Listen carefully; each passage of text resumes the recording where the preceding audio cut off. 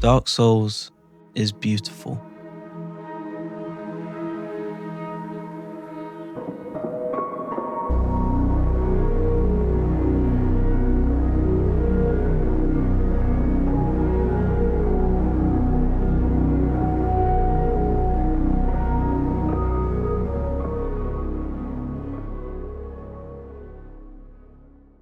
And as weird as it is, I loved it. Let me tell you why.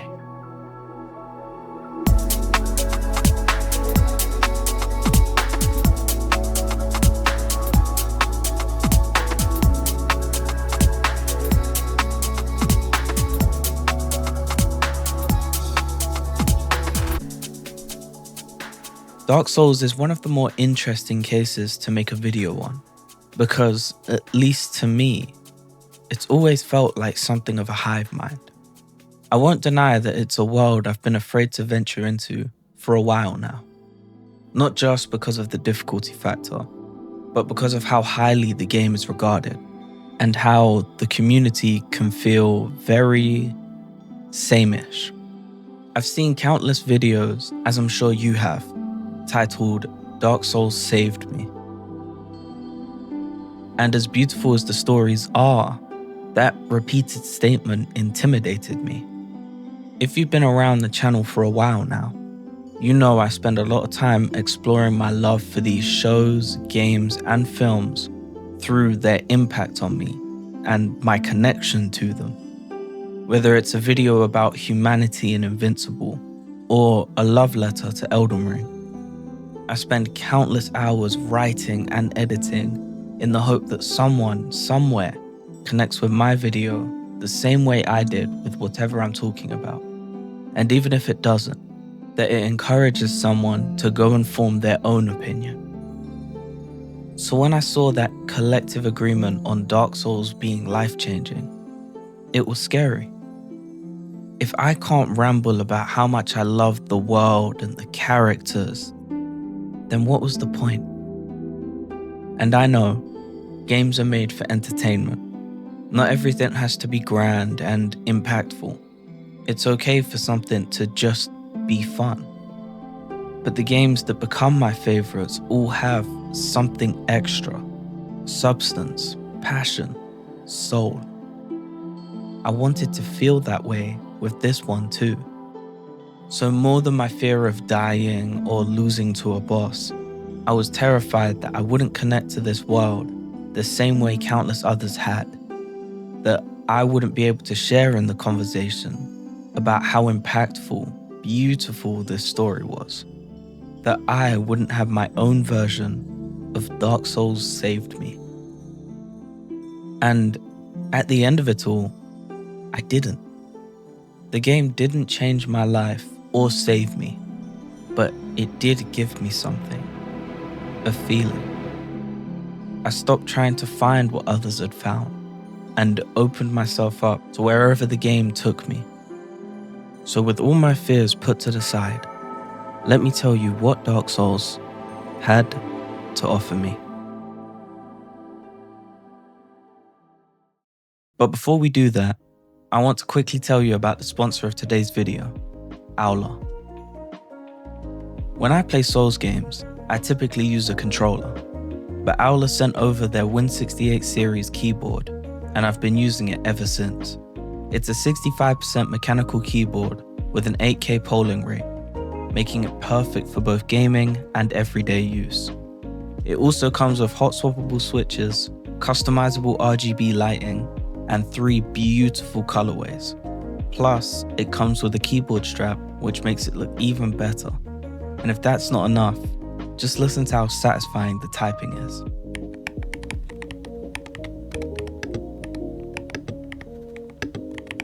So if you're looking for a compact and aesthetic keyboard, make sure you click the link in the description of this video and pick yourself up one. As always, thank you to Astora for sponsoring this video. Now, back to the show.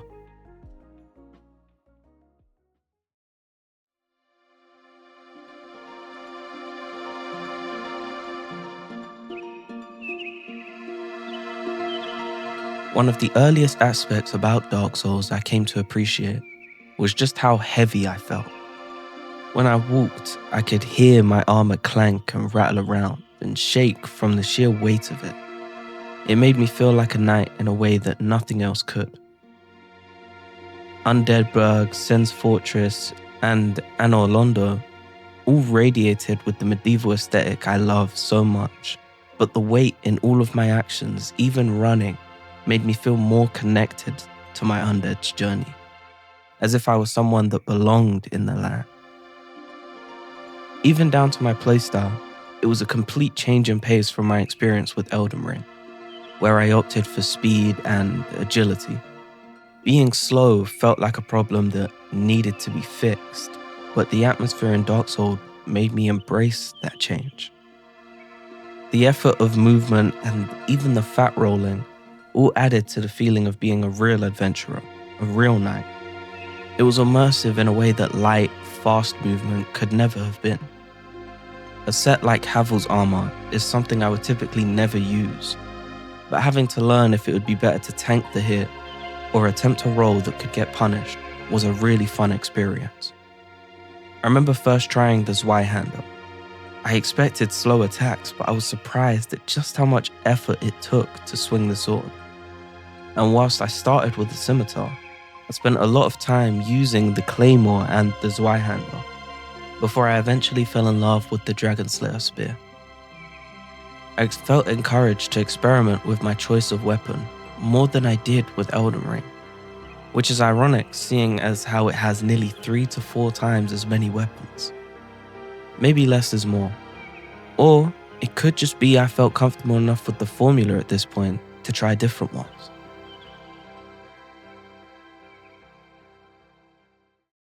There are so many aspects to this game I adore. Tail cuts are one of the most fun and intriguing concepts I've run into.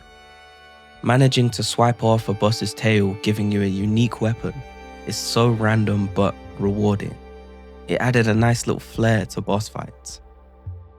Another aspect of the world I loved was just how interconnected everything was. The main hub is Firelink Shrine. You take a broken staircase above, travel through Undeadburg, the parish, and end up all the way back in Firelink Shrine through a lift. I remember feeling a little stunned, as if to say, I could have done that the whole time, only to remember I did go to where the elevator was, and it was just an empty hole. I've spoken before about how much I love the way FromSoft reward exploration through information. The more you explore, the more lore you unravel. But this was something different entirely. Taking away the option for a map makes it feel even better. It feels like walking around your hometown. You don't need directions. You just know where everything and everyone is. World building isn't just done through characters or lore dumps, but through making you get to know the land intimately. The more I explored, the more familiar I became with the routes and unlocked new paths, shortcuts. There was a huge feeling of satisfaction knowing the most optimal route around Lordran, where somebody I wanted to talk to was, and how to get back to the nearest bonfire. It's also why I adore the game's approach to fast travel. For the first 40% of the game, you can't fast travel. There's no maps and only 2 cutscene triggers that take you to new locations. Dying and repeating the same path over and over again felt a little monotonous at first, but when I had to backtrack, I knew the route perfectly and what to watch out for. It was so rewarding to unlock secret paths into old places that reduced the time it takes to get there. On the bridge, kicking down the ladder to Undeadburg and giving myself a new route felt just as good as seeing victory achieved. So when I unlocked the Lord Vessel, making fast travel an option, I was a little disappointed. All the work I did and the reward I felt was going to be undone. All that exploration to build familiarity just gone. That was what I thought until I actually used the Lord Vessel. In Dark Souls 1, fast travel is restricted to specific bonfires, usually at the start of an area, allowing you to still effectively use the paths you've gotten so familiar with, which was a relief to me. Even the infamous second half of the game didn't feel bad, surprisingly. But for all my praise with the design, I didn't get a chance to feel like this in the very beginning. Because the first thing Dark Souls did was lie to me.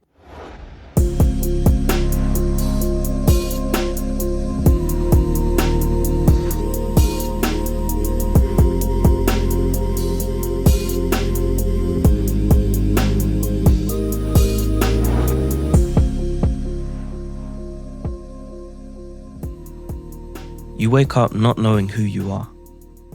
You're rotting away in a prison cell, not metaphorically, literally. Your skin is a mix between deep brown and red.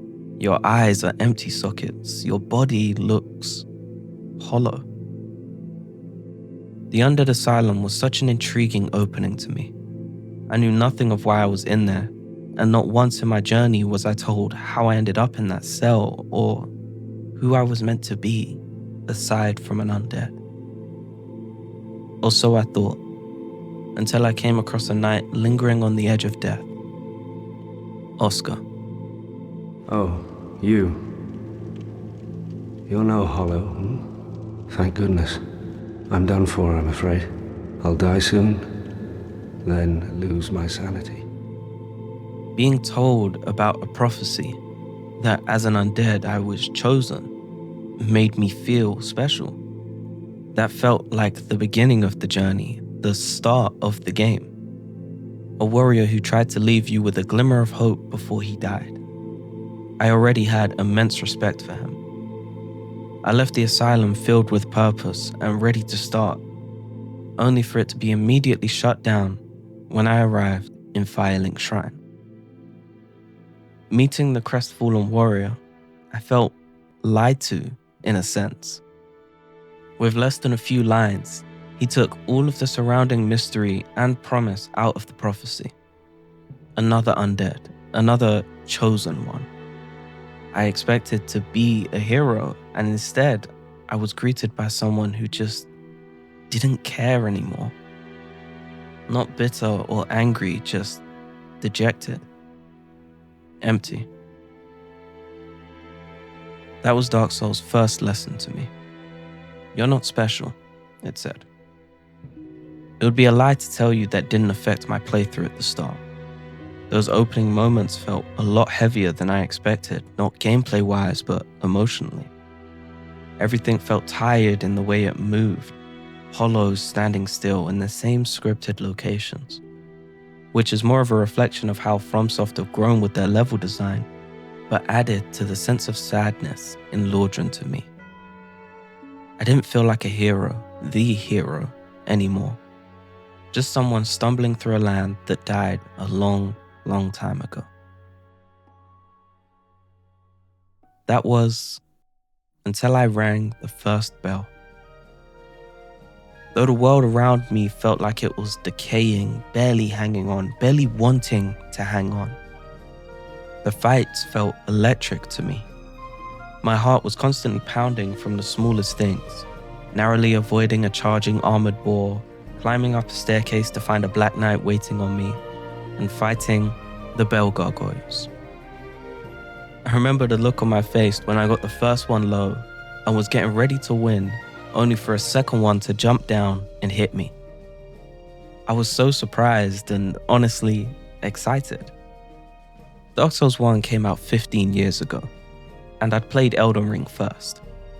Even though I had high expectations for how the game would make me feel, a part of me was realistic on what they could do, given this being the second game with the Souls formula. So having the game spring a duo boss fight on me from the start was wild. After beating the gargoyles, I climbed 3 different ladders and stood before the bell. With that sun shining through the clouds and me standing on top of the tower, the moment felt special. I took less than a few steps forward, and there was a message on the ground, waiting. I opened the message, and it had one singular word for me. Hope. I remember being stunned for a minute before I felt myself smiling. One word, hope. Not a statement, a question. It immediately stuck with me, and right after I saw it, that one message was all I could think about. Somehow, I felt an immediate understanding and connection to the message. It was a promise of freedom, at least to me. Freedom from that fear I had before starting my journey. The fear that I wouldn't be able to talk about and connect with this story, this world, this community. That fear that I wouldn't have a Dark Souls saved me by the end of it. That message was asking me, is this it? Is this hope? Is ringing this bell going to give you that feeling? And even if it didn't, that message was a promise that I would find something, some type of connection, a single moment out of 1,000 that made me pause and feel and smile. The sheer warmth I felt from that message reignited my passion for the game. It allowed me to appreciate its design so much more, especially the characters.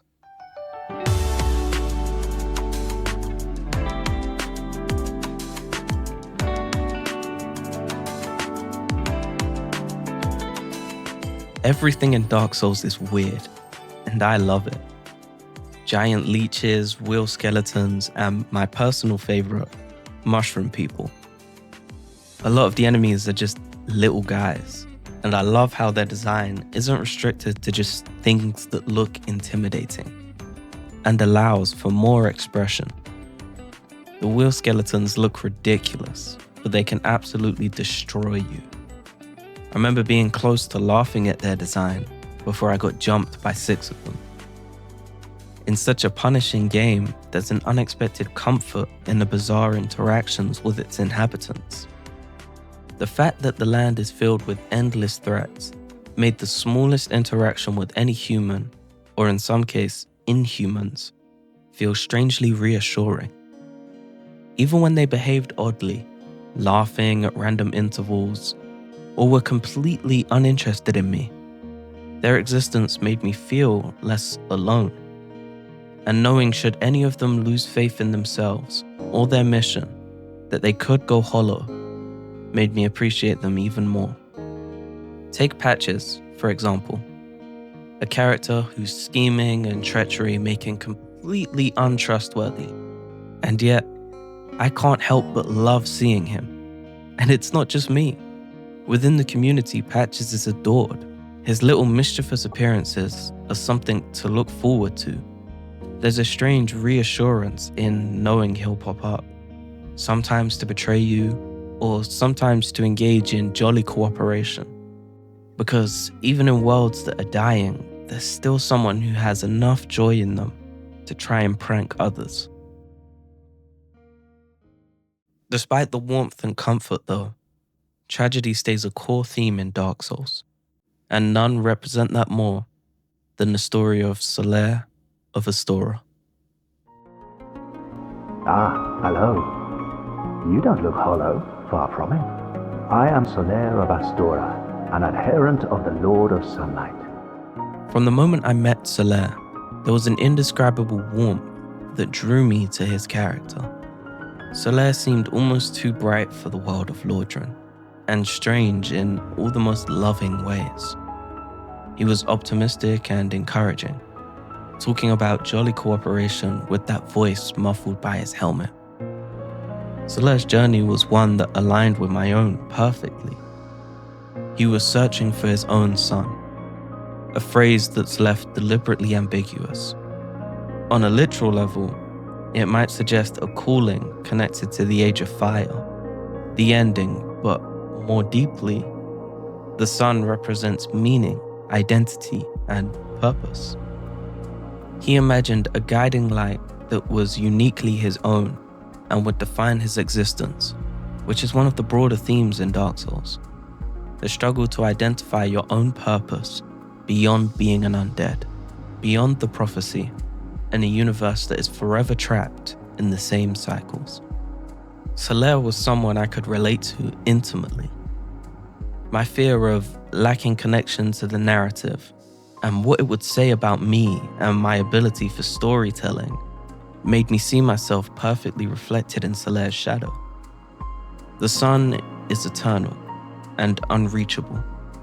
To seek his own sun is to yearn for something beyond the threat of hollowing and the cycle of linking to the flame. Solaire was longing for permanence, stability in a world that was shifting and dying. He wanted a symbol that told him to keep going. I loved every interaction with Solaire. Running into him in Anor Londo after dealing with those archers was such a memorable experience. Every time I found him, it felt like reuniting with an old friend. Nothing but warmth, which made seeing him so down in the demon ruins heartbreaking. Slowly but surely, the cracks begin to show in his bright persona. As you progress, Solaire begins to falter in his confidence.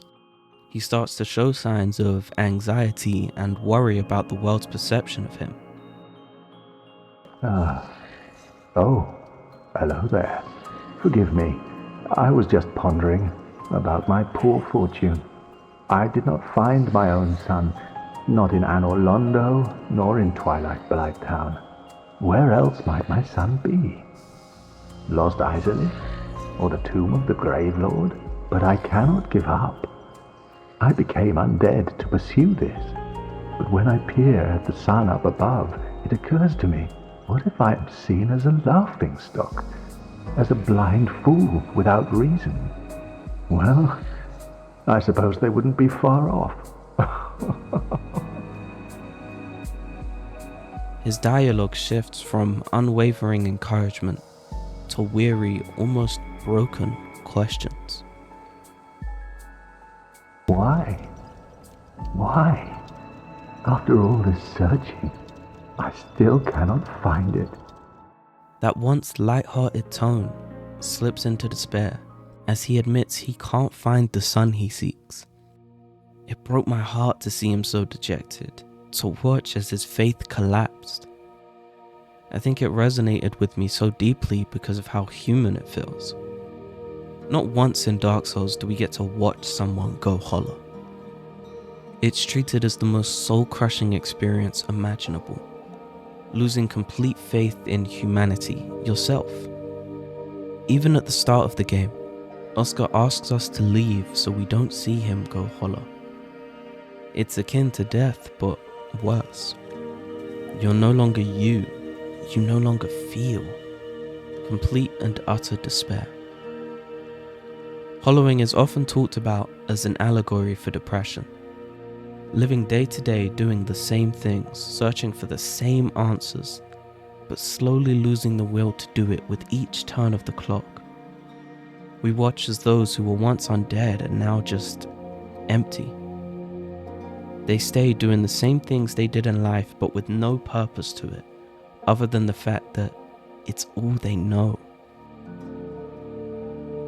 What made seeing Solaire sink into this sadness feel so painful is that we're shielded from it for a lot of the game.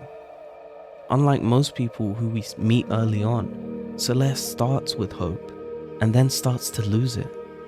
Watching his spirit break hits harder because we once saw who he could be, and so many of us know the all too familiar experience of chasing meaning only to be met with silence, realizing that the world may not provide the answers we expect, or in some cases, won't provide anything at all.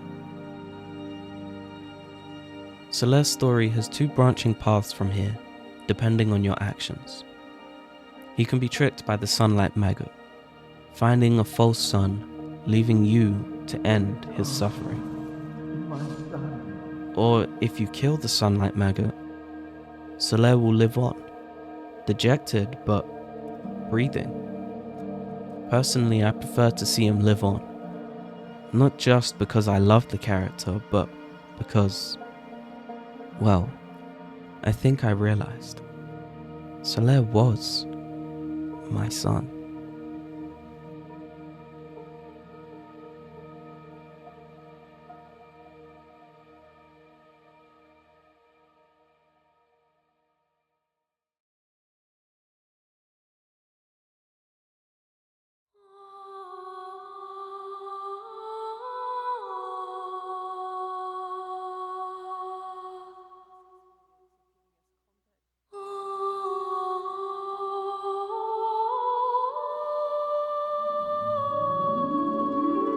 Over the course of this episode, I've spent a lot of time talking about fear and dejection, but I'd like to talk about Dark Souls' answer to that: the Bonfire.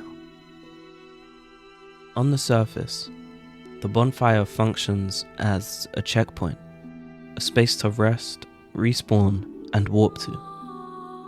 But I feel they do so much more beyond their mechanical purpose. The Bonfire is one of the most easily recognizable symbols within the Souls games because it's sacred, a place of refuge.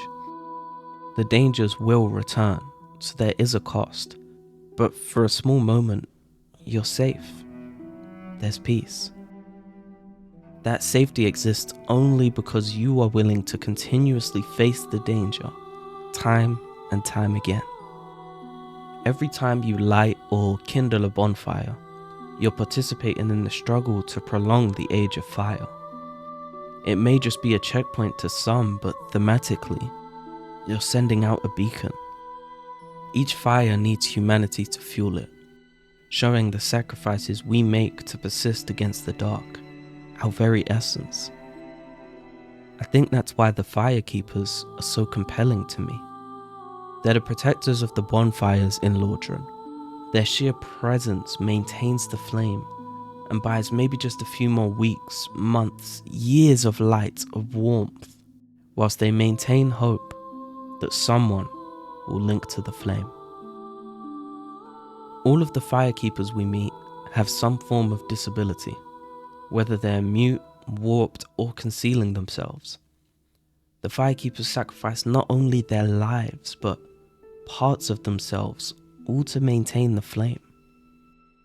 To sit by the fire is to hold on to hope, to the promise of light. Solaire doesn't find his son.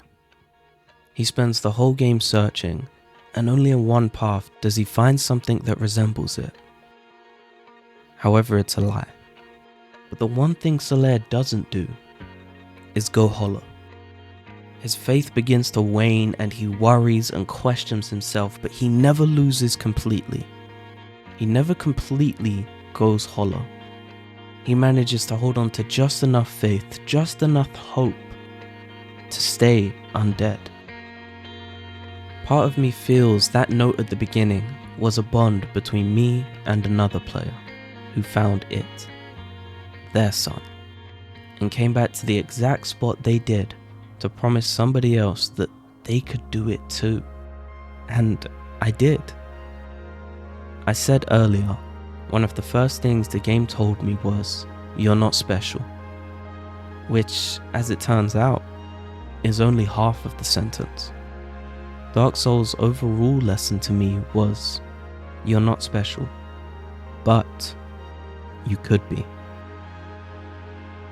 I think the reason Solaire doesn't find his son is because he is the sun. He's so blinded by the warmth of the man in the sky that he doesn't see how grossly incandescent he is. I'm not the first to feel inspired by Solaire, and I might not be the first to even say any of this. But the fact that so many before me and so many after me have managed to feel that light, that warmth, is beautiful. And it fills me with hope. But what do you think? Maybe you didn't care for Dark Souls 1, or maybe I'm reading too much into it. Either way, comment and let me know.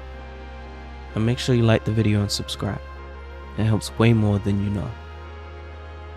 Before we round up episode 3 of the web, I'd like to announce that we now have channel memberships. There's one tier, you get some cool badges next to your name, early access to videos, and it's only $2 a month. The link is in the description and the pinned comment. So if you feel like supporting the channel and this series just a little bit more, please do join up. I'd love to have you there. Oh, and feel free to follow me on Twitter. It's the best way to keep up and interact with me. Now, as usual, thank you for watching, stay safe, and yeah, peace.